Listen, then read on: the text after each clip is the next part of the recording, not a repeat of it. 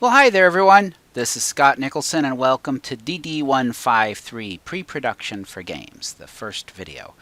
So, hopefully, you're watching this video before classes begin, and I'm going to talk through a little bit about me. I'll talk about the class structure, I'll talk about our platforms, and your first assignment.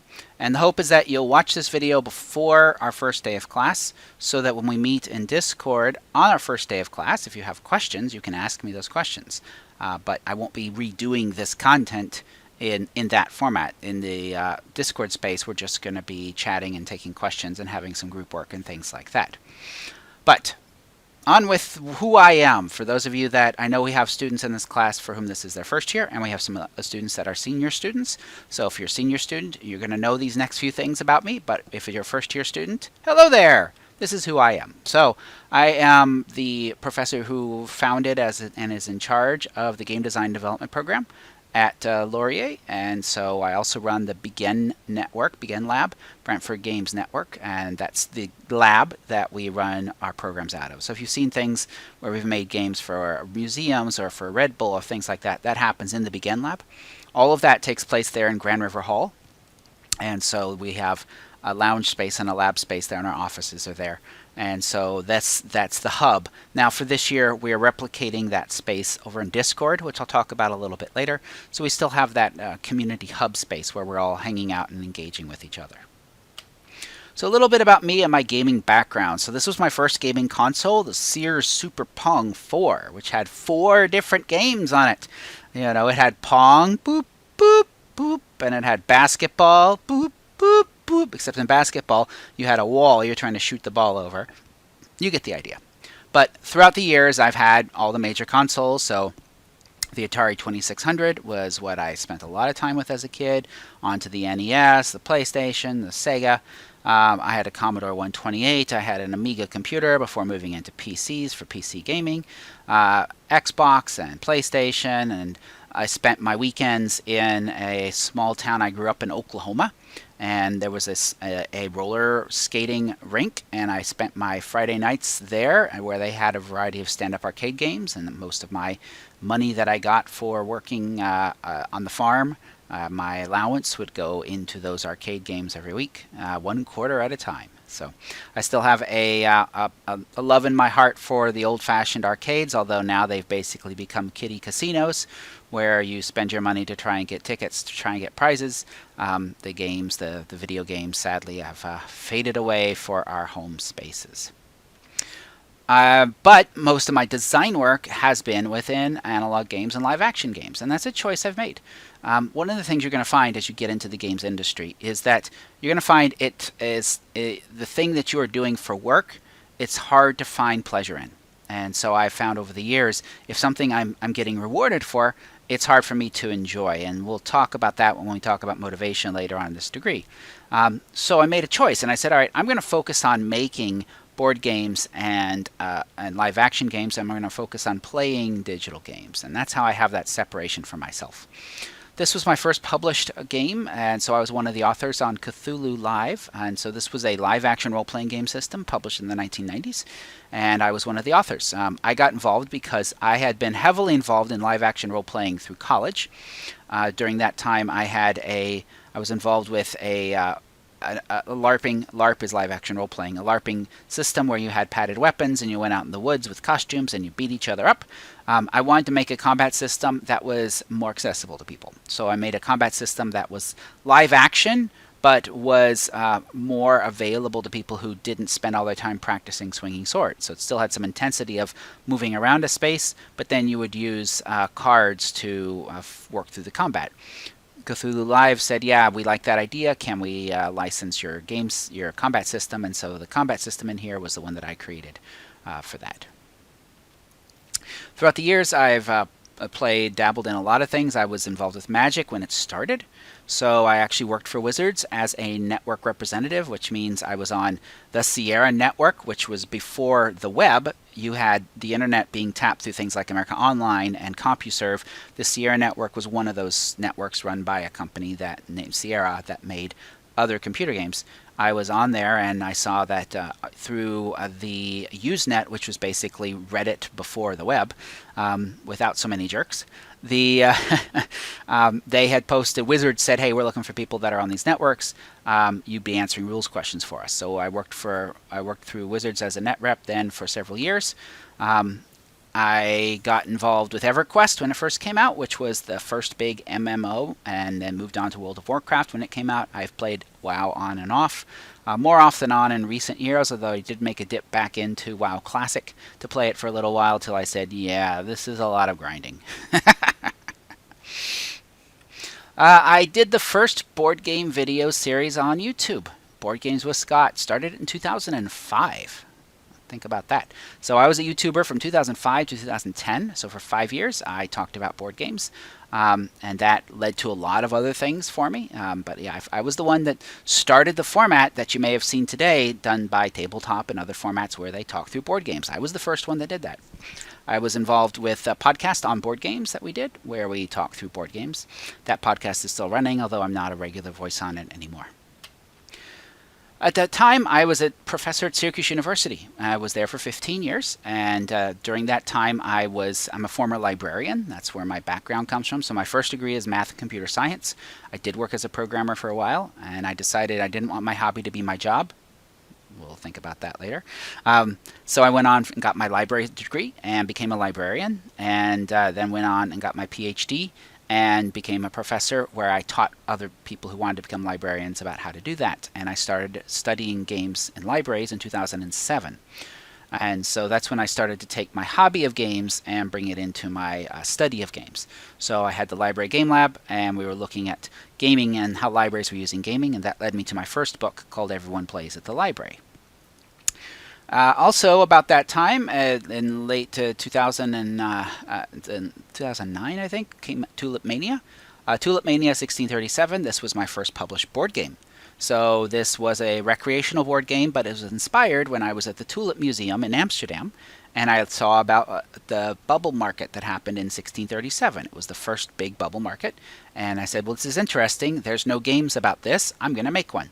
So I made a stock market game based on bubble market concepts, where players were artificially inflating a market and then watching it crash as they try to take advantage of people. So you're playing unethical people in this game, and we'll talk about this as you learn more about game design. The concept of flip the script. The idea of this is you make the players play the bad guys, because in doing so they get to understand how the bad guys operate. And that's what happened in this game. You were playing the shady dealers that were artificially inflating the market to make this bubble market happen, and then getting out of it before it all collapsed.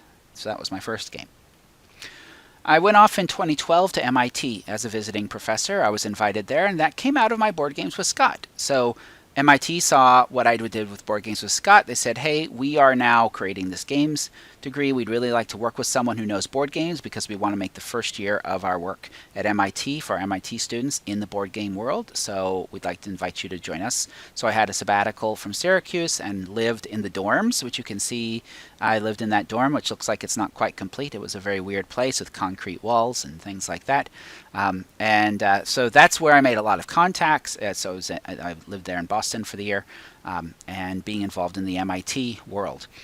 That program from MIT then, when I was invited to start this program here, I took concepts from the MIT program, including starting in the analog world, which is why this first semester, that's what you're going to be in.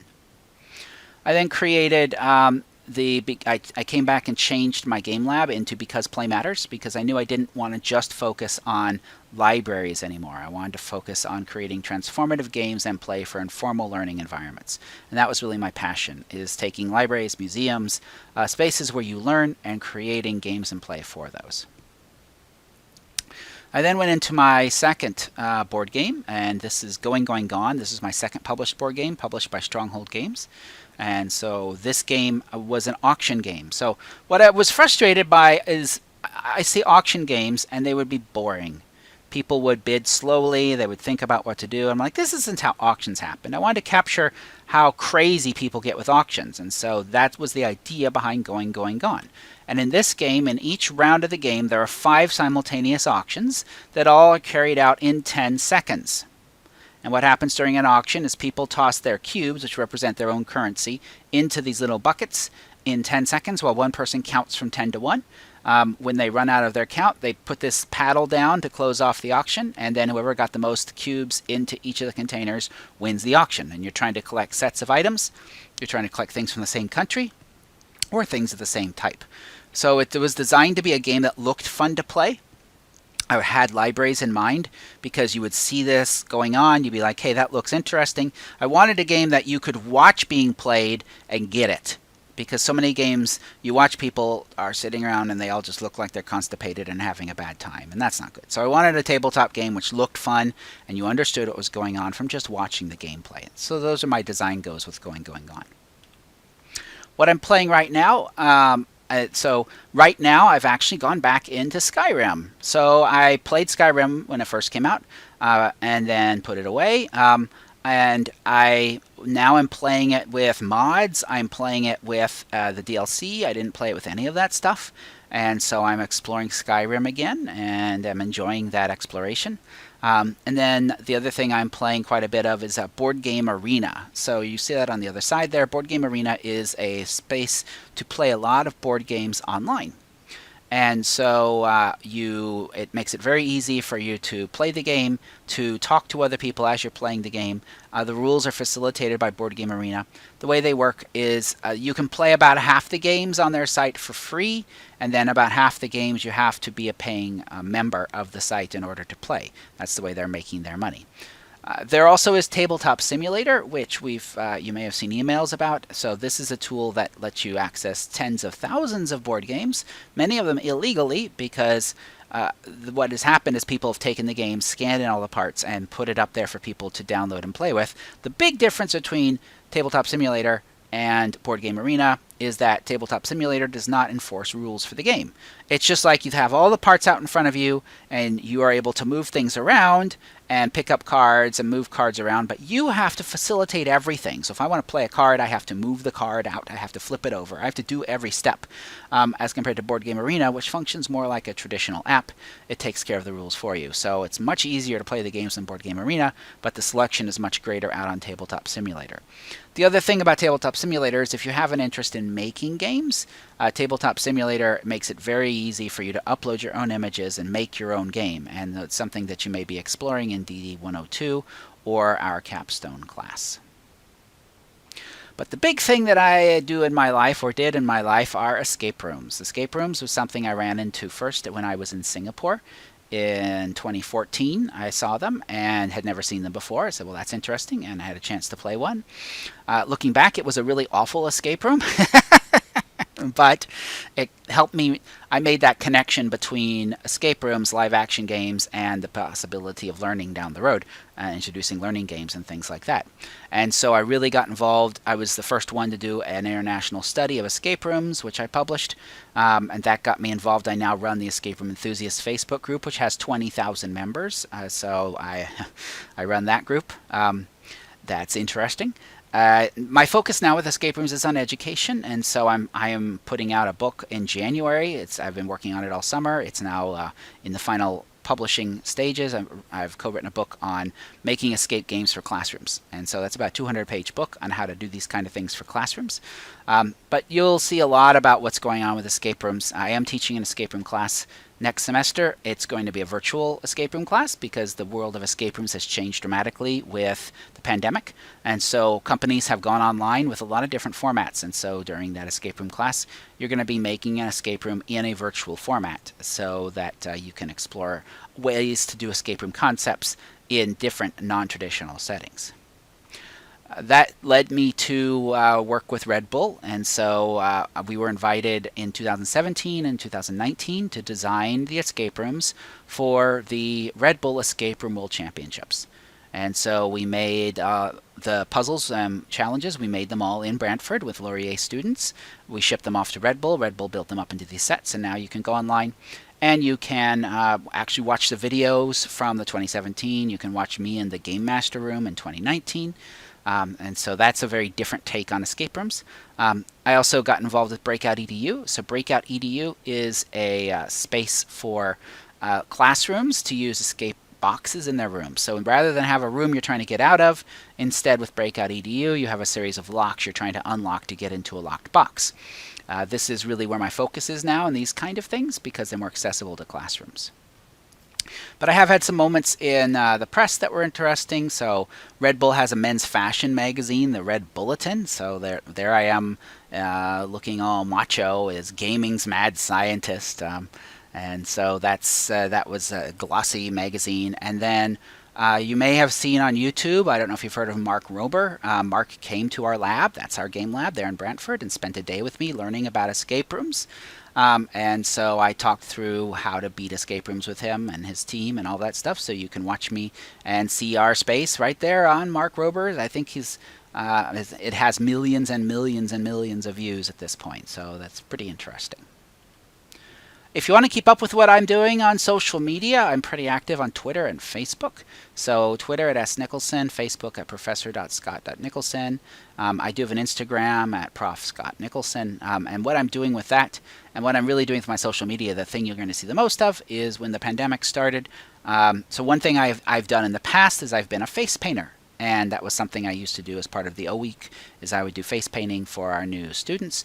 But then with the pandemic, I can't paint on people's faces, so I took up watercolor painting. So I'd never done it before. I started back in the start of the lockdown, and as inspired by elevator in cruise ships. So on cruise ships, on some of the lines, they have mats, carpets in the bottom of elevators, and those carpets have the name of the day, and they swap them every day, so you can look down and see what day it is. So during the lockdown, I wanted to see what day it was, and so I started to make these watercolor paintings, one every day, little bitty ones, and they always would have the day's name in it, so that I post that to my social media in the morning, and that's got what day it is and a very different picture, and I've been learning. And so this for me is really my art therapy. It's my chance to learn and to explore. They're not always very good because they're just small journal paintings, but it's how I am continuing to learn this art form and continue to develop my skills. So you can see all of that on my social media. So that's a little bit about me and my passions and what drives me. But let's talk about the class. So this class is going to be, this is the official description. It introduced you to the design planning stages involved in professional game production through the creation of design documents, art bibles or style guides, timelines, budget, and art asset management, including licensing, collaborating with artists, and other pre-production requirements. So the idea is that this is pre-production for games. So this is the stuff you do before you actually start making a game. So and this is one of your jobs as a game designer, is you will be hired. So like when I work with Red Bull, we're hired as the designers. We're first. We meet with Red Bull, we outline the constraints for the games and the puzzles and things like that, and then we start to write these. We write a pitch deck where we pitch a bunch of ideas, and then we go into writing a design document, and we get them to look at it and get sign-offs, and then we actually go into designing the puzzles, and then we come back and polish up that design document so that it's sort of a record. So the design document starts life as a plan, but then you continue to update it throughout the design, and it ends life as a record. And during that time, the design document is your guide. It's the guide for the whole team to follow. It's that place where you're coming together and saying, yeah, this is what we're going to be all creating. And so that is the purpose of this class, is the design document and the art bible. Those are our two major things you're going to be working on. And that's the goal, is to help you understand what it is that you document before you get into actually designing a game. So the learning outcomes, the specific learning outcomes in this class, you're going to make a basic design document using technical writing skills for a digital game. And we'll talk about technical writing next week in class, but technical writing is what you're doing. And I want you to recognize that, because part of what you need to do throughout your 4 years here is realize the skills you're building can actually help you get jobs outside of the game industry. And this class, for example, is technical writing. That's what you're doing. This is a technical writing class. Technical writing is where you're documenting processes. And so this class is technical writing in DD102. When you write rules for board games, that's technical writing. So you're going to be doing a lot of technical writing throughout these classes. It's different than creative writing, where you're making stuff up. In technical writing, you're documenting processes. And so that's what we're doing in our design documents. You'll be making a basic art bible, so you'll understand what goes into an art bible and a style guide. you will be giving feedback to other students on their work. So part of this class, and that feedback will be graded, is learning how to give feedback and learning how to take feedback, because that's a critical part of what you have to do as a game designer, is be able to critique other people and to take that critique and make adjustments. We'll talk about copyright and talk about licensing for game assets, because that's a big mistake you can make if you don't think about copyright. You can make a game, and if you copied something off the internet and you didn't know where it came from, you can put out your game, and all of a sudden you can be hit with a lawsuit from someone who says, hey, you used my music and you didn't have permission, or you used my assets, my art assets, and you didn't have permission for that. Art assets and music can be protected under intellectual property, but game mechanisms can't. And we'll talk about that later, but this is why you see so many games that are clones of other games of the game mechanisms, and that game mechanisms are not protected under intellectual property, but look and feel is. So the art assets and the sound assets can be protected, but the actual I'm going to jump around a level kind of thing, well, that's a game mechanism that's not protected by intellectual property. The good thing about that is that has allowed us as an industry to move very quickly, because otherwise you could have it to where a company could say, no, I'm the only one that gets to make this kind of game because I'm the first one to do it. And so we've seen attempts for companies to protect certain kinds of games, and well, we see what happens when a company comes up with a new mechanism and other people jump on. So Fortnite came out, and that was on the heels of other games, and so the concept of you throw 100 people in an arena and one person survives was then taken and copied, and now we continue to have jelly beans running for the front in Fall Guys, that sort of thing. But that mechanism of throwing a bunch of people into an arena and seeing who makes it, that can't be protected, but the look and feel can. And you'll learn about timelines and budgets. In this class, we're not actually going to create a timeline and budget because of timelines, but we are going to have some lecture and readings on what goes into the timeline and what goes into the budget. So you'll have some idea of what will go into it, and you'll look at them, but you're not actually going to make one that is a part of an assignment. Speaking of assignments, let's get right into that. So these are the major assignments for the class. Your first one is due on September 23rd, and all assignments are going to be due Wednesdays at 2:30. That is the time of our synchronous meeting. That's the time where we're going to be meeting up in Discord. So to just keep things easy, I'm simulating if it was a campus class. So Wednesday at 2:30 is the deadline for everything that we do in the class. That's your deadline. So the first assignment, individual assignment, you're going to be doing a game pitch. What you're going to be doing is writing about 3 paragraphs. That's pitching a game. I'll talk about that at the end of this lecture a little more in detail.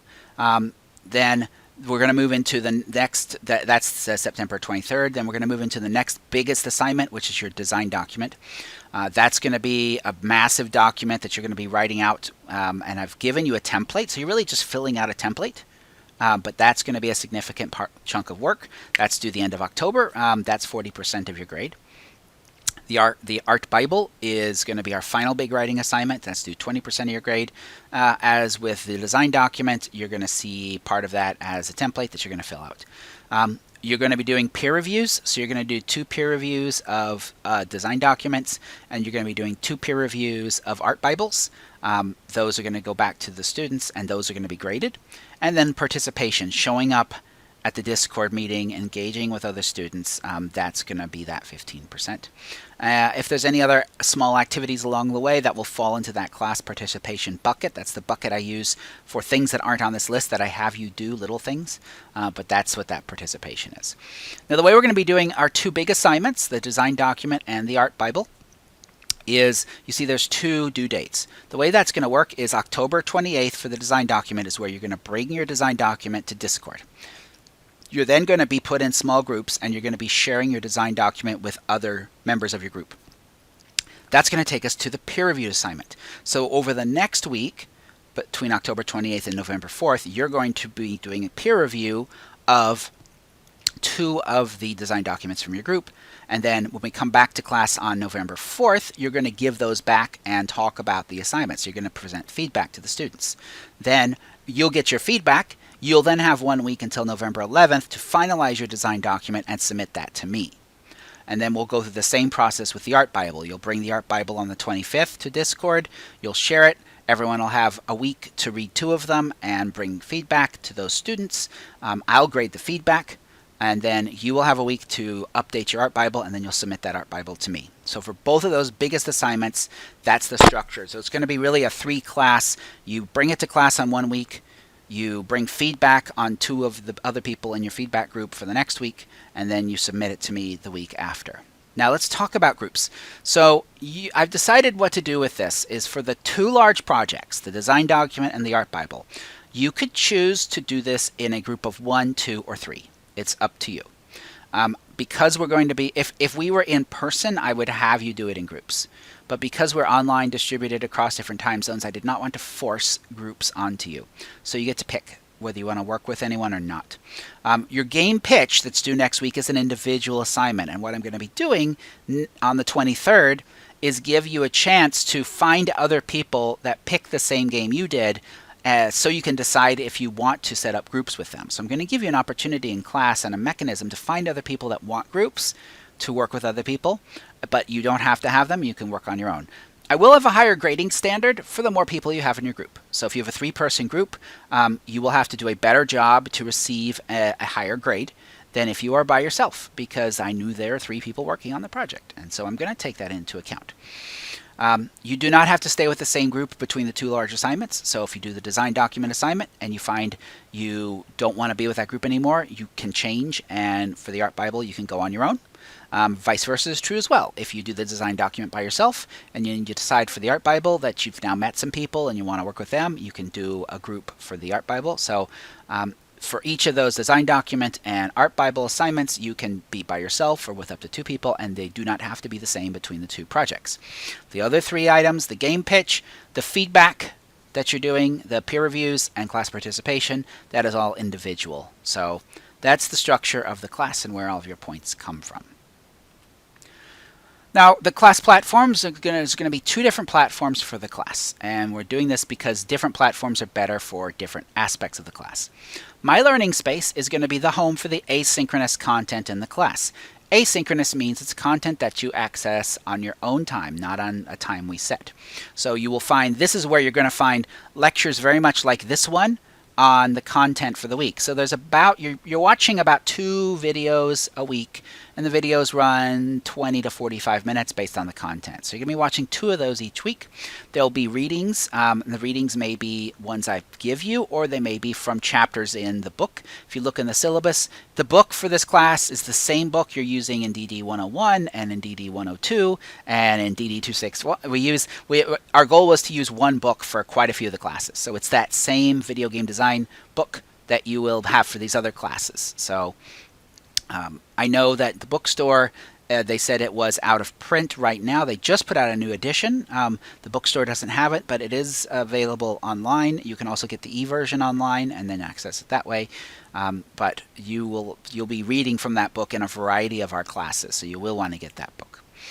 But on My Learning Space, that's stuff that you go to and engage with on your own time between our class meetings. And then Discord is going to be more social. So I will not be doing content lectures in Discord.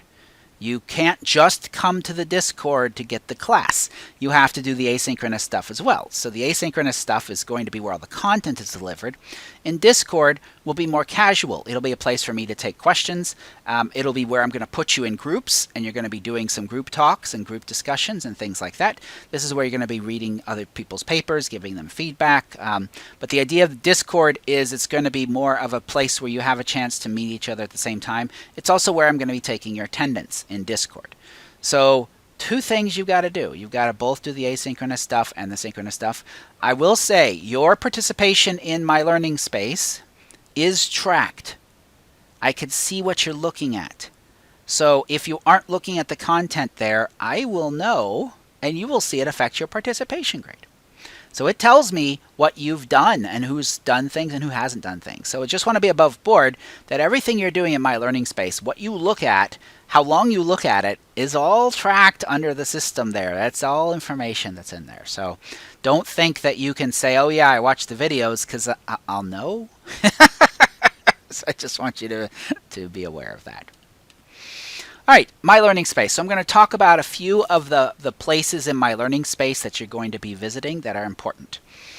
So first is under Content. So My Learning Space, there's a series of choices across the top. Content is the first one. That is where I put all of your class content. The first area is Important Files, and under Important Files you will find the syllabus. This is where I will have the updated version of the syllabus. This is where you should go to get the syllabus, and this is your first task. Go here and read the syllabus, because there's a lot of stuff on there that I'm not telling you right now, because welcome to university. You need to be able to read the syllabus on your own. So the other thing you can see if you want to get a handle on what you're going to be making this semester is your design document template. This is the template you're going to be filling out over the course of the first 2/3 of this semester. So if you want to get a handle on what it is you're going to be asked to do, take a look at that document. And most of the lectures throughout the first month and a half of class are just going through that entire document. And you will be updating it week by week so that you don't get to the October 23rd and you're like, oh crap, I have 25 pages of template, because the template's like 25 pages long. I have 25 pages of template to work at. The idea is that each week you are updating it so that you can ask me questions. You'll be sharing what you're doing with other students. The intention is you're updating that and working on this every week so that when you get to the time to turn it in, it's done, it's put together. And that is my biggest advice on how to survive university and how to survive life. And it was something taught to me by my mentor, and the phrase, it's a Polish phrase, do a little bit often. And the idea is that if you have a big project, you do a little bit on it every day, often on a regular basis, and it will get done. If you put it off and wait and get this giant pile, then, well, I'll say now, 95% of the time when there is a problem with students in a class, it is due to procrastination. It is because the student didn't give themselves enough time to deal with the unknown. So procrastination takes away your ability to be flexible. It takes away your ability to deal with something you weren't expecting. And that's why procrastination as a time management technique is going to lead you to problems. And that's why I greatly discourage it. Instead, the little bit often approach lets you deal with problems as they come up. The other thing to think about is with your writing. So I'm having you write something right away. And one of the reasons I'm doing that is I want to judge your writing. You should write everything that you turn in a professional manner. If you are not good at writing in English, you will want to work with our Learning Resources Center, the center that will give you support on your writing. So you'll need to do that. You'll have to finish your writing well ahead of time and submit it to them to get their feedback. And that's why for the big design document assignment, the Art Bible assignment, if that's a path you're going, you should write each piece of it as I talk about it and then submit that piece to the Writing Center to get feedback on so that you can then improve it. Don't write 30 pages and hand that over. You'll be overwhelmed and you won't be able to make the changes. Instead, write 2 or 3 pages every week and submit that, and that will end up helping you to succeed. The other stuff that's in My Learning Space in the content area is the content for the class, the stuff I'm talking about that you'll be watching each time. This is where you're going to find videos and readings and assignments. It's all in My Learning Space. So what you're seeing on the screen here, this is your week 1 content. So the idea is that you will complete all of this content before September 23rd. Hopefully you've watched this video before September 16th. So that this is where you're going to find in My Learning Space under content, you're going to see the content. I'll put everything you need to do in the week number. So week 1, watch this, read this, write this. Now sometimes I will use different terms for different kinds of reading. I will say read. If I say read something, I want you to actually read it. If I say review something, then I want you to skim it. I want you to take a look at the headings, take a look at what's in it. If it's of interest to you, go ahead and read it. But really my goal, if I tell you review something, I want you to know it's there so you can go back to it later if you need to reference it.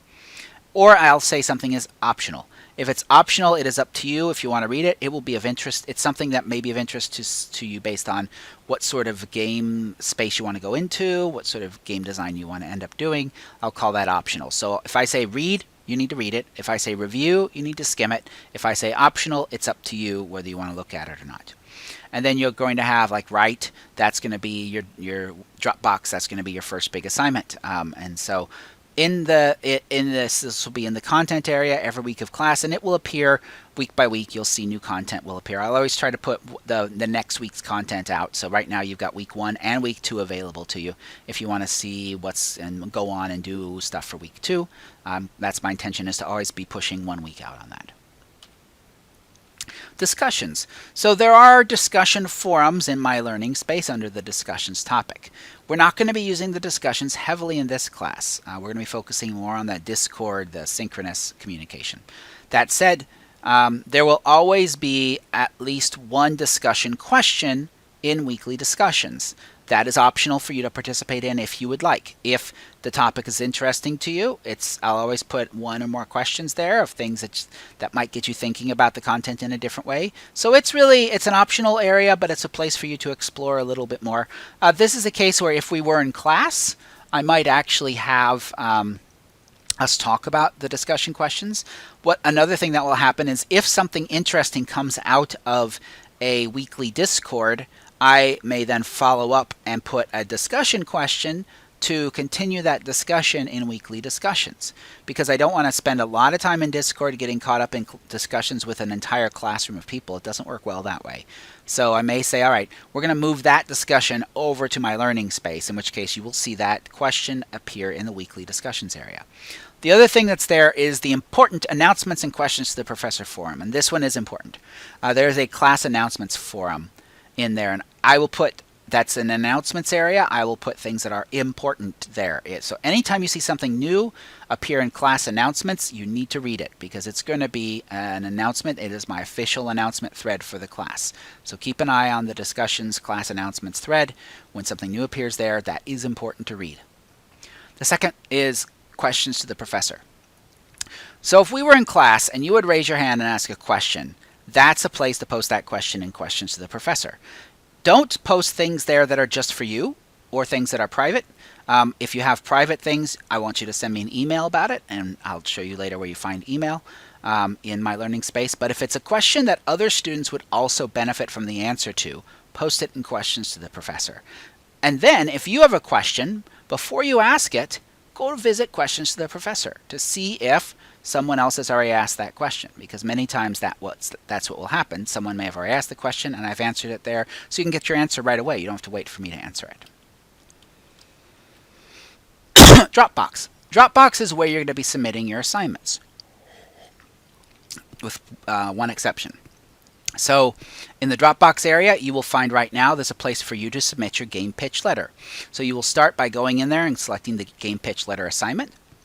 You will then get a window like you see here where it says submit assignment. You will upload a file. Please save your files in, my preference would actually be a Word document, because it's easier for me to comment within that.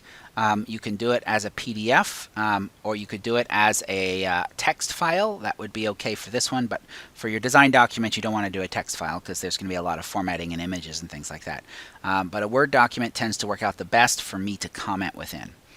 So you'll upload your file with add a file, and then really important, students miss this, you have to hit the submit button after you upload the file, because you'll upload the file and it'll go file uploading, and then the students close the window. So really, really important, after you upload the file, hit the submit button that you see there. That's the other reason that we're doing this assignment right away, because I want you to go through this process so you know how it works. Now, I said there'll be a couple times you won't use Dropbox. The first time you bring your design document and art Bible for feedback from other students, you will not put it in Dropbox, because I don't want to see it yet. You're going to be giving it to the other students through Discord. You're going to be uploading it in Discord and sharing it with them there. That's how we're going to share it with the other students as compared to doing it here. Grades and email. So under the grades option, you will be able to see your grades in the class. This is the place I have your official grade book. I don't have an external grade book. So as I grade your assignments, the grades will appear here. And then email. If you wish to ask me questions or reach me by email, the way I want you to do it is through this little email icon in My Learning Space, as compared to sending me an email through my Laurier email account. And the reason why is mail that you send here is captured with the class. Mail that you send to my external Laurier email is not captured with the class. It's not archived. It's not saved. So there's no record of it, and it can get lost. If you send it here, there will be a record of our conversation, which can be important for both of us to have that history. And so it'll all be in this box. So please use this for sending me email in regards to this class. Now, Discord. So Discord, if you've not used it before, Discord is a standard right now in the games industry. It's the major tool that people use when they're playing online games and chatting with each other. And we're going to be using it as a test this semester to replace the game lab, because it's much better for creating informal spaces, for synchronous chatting, and things like that. Many of you probably already have a Discord, have used Discord. If you haven't, it's an app. You can download it either, well, you can access it in several ways. You can actually just access it directly on the web. If you access it on the web like a website, it doesn't have all of its features. It's more full-featured if you go and actually download it to your computer or download it to your phone. I've used it both on the phone and the computer. It's as functional either way. It's going to be how we do our meetings Wednesdays at 2:30. So you do need to get set up in Discord. Go in and you go to this link that you see on the screen. I also emailed it to you, everyone, through your Laurier email. You should find it there. And go there, and this link will take you into our BGNlab, our GGD at WLU Discord server. And that's what you're going to see when you log in. Once you log in, there's going to be two things you need to do. The first is that we're asking students in our official server, our Laurier server, to use their real names. A couple reasons for this. One is that I'm going to be taking roll here in Discord, and so it's going to be very difficult if you aren't using your full real name. Second is we want some accountability, because this is a space where we want to be respectful of each other. And so if you are using your real name, you have a little bit more accountability to what you're saying in this space. Now, you don't need to set up your Discord account for your real name, because you can set up a nickname in each server. So we're asking you, and here's where you'll change your nickname. So if you right-click, when you load up Discord, if you find your name and you right-click on it, there's a choice that says Change Nickname, and so you can change your nickname here to your real name so that we'll be able to track it. And so I can take roll easily, because that's what I'm going to be using your real name for, is taking roll for your attendance. Second is you will click on classes and roles in the left-hand column, and that's going to open this channel for classes and roles. This is how you're going to be able to access the DD153 space. So this is a bot that allows you to give yourself a tag. So if you see the pink arrow there, you're going to click that little notepad. That is going to give you the tag of DD153, and that will let you into the DD153 space in Discord. If you're a first-year student, you'll also want to click the runner for DD101, because that'll let you in the DD101 space. There are other things you can assign roles. You can assign preferred pronouns, some other roles that you can assign to yourself. But this is the one you need to do for this class. So you need to set your nickname to your real name, and you need to click on that icon I'm showing you there, where I'm showing it, that emoji. By clicking on that emoji, right where I'm showing you with the arrow, that will then you should be able to see and get into the stuff in DD153. So when you come to Discord Wednesdays at 2:30, here's where you're going to go. So I'm going to have a classroom set up, and that will be where we will have where we'll start class each time. There's a general chat. That will be the text chat that you'll see. So you'll click on general chat. That will let you see our text chat.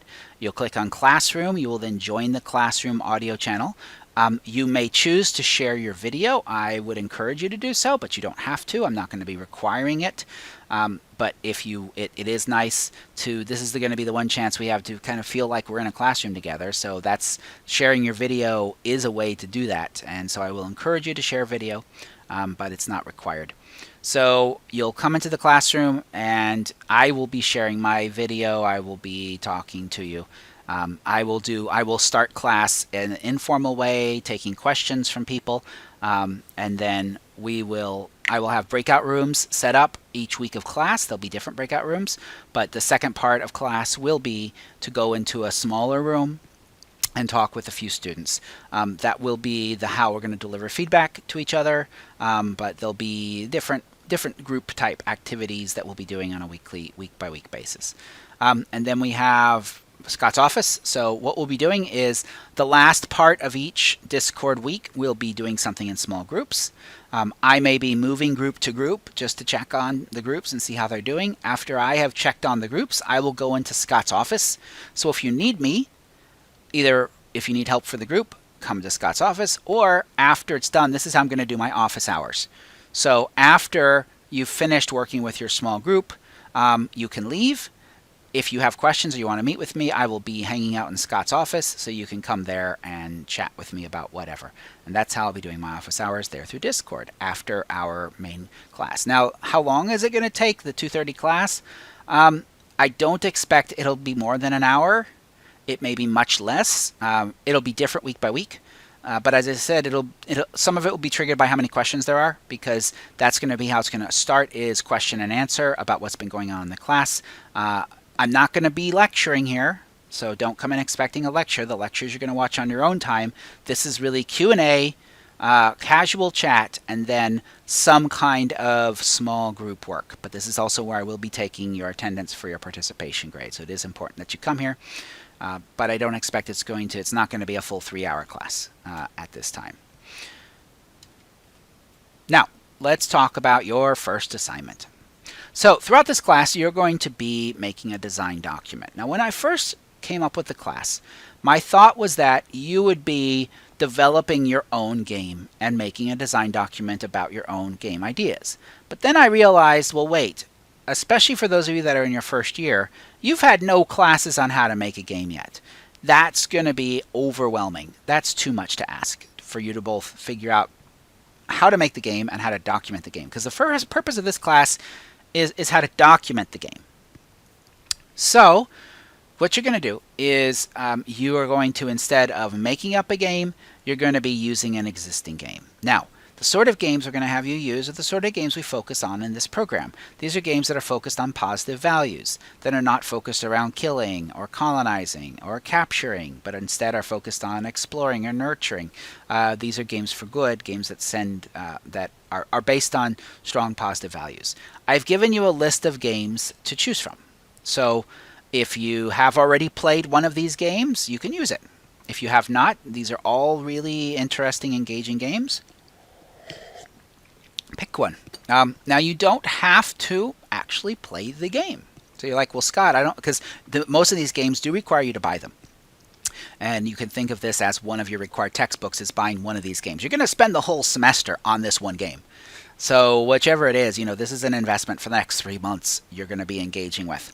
But if you say, well, I don't want to buy the game, there is an alternative, and that would be to use use playthroughs. So on the internet, you will find on YouTube and on Twitch people that have played through every one of these games, the whole thing. And if you're willing to sit and watch the playthrough, to read the instruction manuals and the frequently asked questions and the supporting text, to do research on the game, you could do that and do everything you need to do for this class without actually playing the game. And that would not cost you anything. So that is another option, is to pick one of these games and watch playthroughs and read documentation and do research on it. You can, if you have another game that is in this ilk that you're interested in, I will let you pitch that to me. You need to do that right away and send me an email through my learning space and tell me what it is you want to do. Now notice there's some things I won't allow. I won't allow games that focus on killing or capturing or colonizing. So that don't ask about, Overwatch or Fortnite, things like that. I'm going to try to keep you from setting yourself up for failure by picking a game that's too big. So these are all indie games with very limited scope and very limited mechanics. So you might say, well, I want to do this game that's got all these different mechanics. And I'm going to say, well, you're going to get overwhelmed because you've got to document all those mechanics. You've got to document all those different layers of the game. So you're focusing on games that are more simple, more straightforward, fewer mechanisms, that so that you won't be overwhelmed trying to document it. So you'll see like Undertale isn't on this list. And the reason why Undertale isn't on the list is because at its heart, it's a game about killing or not killing. But the killing verb is a really important part of that game. They've taken that concept of a fighting game, of a game with these fighting mechanisms, and built the game around it. Even though you can play it in a pacifist mode, that's not the main design. The game's not designed that way. So that's why that's not on the list. So something like Minecraft, for example, has a lot of underlying mechanisms that make that work. So I would see you as being overwhelmed trying to document Minecraft. So that's why I've tried to pick games that I feel have few layers, few mechanisms, but convey positive values. Or you can design your own game. Now, I'm going to hold you to the same restrictions about not making games about killing, about colonizing, about not making games with a lot of mechanisms, because again, I don't want you to get overwhelmed. I want you to be able to be successful in this class. And the goal of this class is to understand what goes into a design document. That's what you're trying to do. Now, this is important so you don't get confused. When I first designed the class, as I said earlier, I was going to make everyone make their own game. And then I realized that's going to be overwhelming. So, when you see the content lectures over the class, I made those back in May and June, the content lectures are focused on making it out of your own game. Which is fine, because after this class, you will never do it this way again. You will need to make it out of your own game. So when you see in the content lectures, when I'm talking about the game you're designing and talking about the game you're coming up with, understand that, replace that in your head with the game you are analyzing. Because the idea is that you're going to be role-playing as though you designed the game. So if you take A Night in the Woods, you're going to be, for these assignments, pretending like you are the designer of A Night in the Woods. That's the tone you're going to be taking. The goal is to have you simulate what it would be like to do the design document for one of these games. Okay. So your first assignment, which is due September 23rd at 2:30, it's going to be about a 3-paragraph body of a letter. So you don't need the header, footer, or anything like that. Just the body of the letter. It's going to be about 3 paragraphs, but use professional tone and professional paragraph structure. That's really important. And if you need help, make sure you finish this early enough to have someone review your work. Here's what you should be talking about. And there's more, the video lecture for the week is on writing a pitch document. So I'm going to talk about all of these points in that video lecture. But you're going to talk about the target audience. You're going to talk about what values the game is built on. You're going to do a 3-sentence overview of the game. You're going to make 2 comparisons to existing game, 1 key difference from the games that are out there, and you're going to conclude with the difference the game will make in the world. So you're writing this as though the game has not yet been made. Even though you may be using a game that has already been made. You are saying, all right, what if I was pitching this game before it was created? And so that's the idea. Again, my goal of this is to not overwhelm you with having to make all of this up on the spot for a game you haven't made yet, but rather to give you something to build out of. Because my goal in this class is just help you understand what goes into this.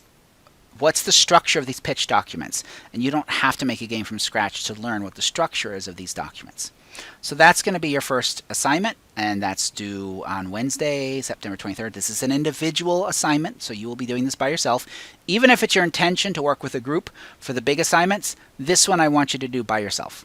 And then on to September 23rd, I'm going to give you a chance to find other people that picked the same game you did, to talk to them to see if any of you want to form a group together. And that's a reason why I would recommend you pick a game off of this list, because this is going to be an easy way for you to find other people that have the same interests you do, and if you're wanting to work with a group on doing the projects. If you want to work on your own, that's fine too.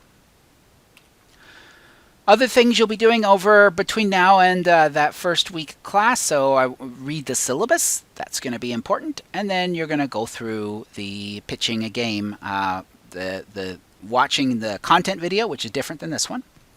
You're going to read a PDF I've uploaded, and then you're going to write your game pitch letter. So those are your big tasks that you have to do between now and September 23rd. So there you go. If you have questions about this, that's what we're going to handle on September 16th in our Discord chat. So hopefully if you watch this ahead of time, and if you have questions, that'll be the time to ask them. And during that we'll have a little activity to give you a chance to get to know some of the other students in the class. And that's what we'll be doing. So there you go. That's the overview for the class. And if you have questions, you can send me an email through that email box. Otherwise, I will see you all in Discord September 16th at 2:30. All right, take care, and I'll talk to you later. Bye-bye.